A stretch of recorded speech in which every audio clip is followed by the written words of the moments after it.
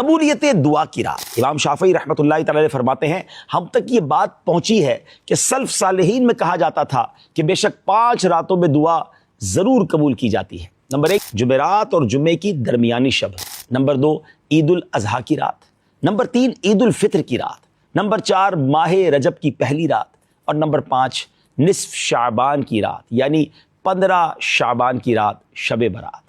سبحان اللہ، لیلۃ الجائزہ میں ہمارے اسلاف کیا کرتے تھے۔ حضرت ابراہیم نخعی رحمۃ اللہ تعالی علیہ فرماتے ہیں بزرگان دین اعتکاف کرنے والے کے لیے اس بات کو پسند فرماتے تھے کہ عید الفطر کی رات مسجد ہی میں گزارے۔ سبحان اللہ، یعنی وہ اس رات کو بھی عبادت میں گزارتے تھے تاکہ دعائیں قبول ہوں اور گویا ساری برکتیں لوٹ سکیں۔ حضرت ابراہیم بن محمد رحمۃ اللہ تعالی علیہ فرماتے ہیں میں نے مدینہ منورہ کے بہترین مشائخ کو دیکھا کہ وہ دونوں عیدوں عید الفطر اور عید الاضحیٰ کی رات مسجد نبوی میں دعائیں مانگتے اور اللہ تعالیٰ کا ذکر کرتے رہتے، یہاں تک کہ رات کا ایک حصہ یا کچھ وقت گزر جاتا۔ کاش ہم بھی ان راتوں کو اہمیت دیں، عبادت کریں اور گناہوں سے بچیں۔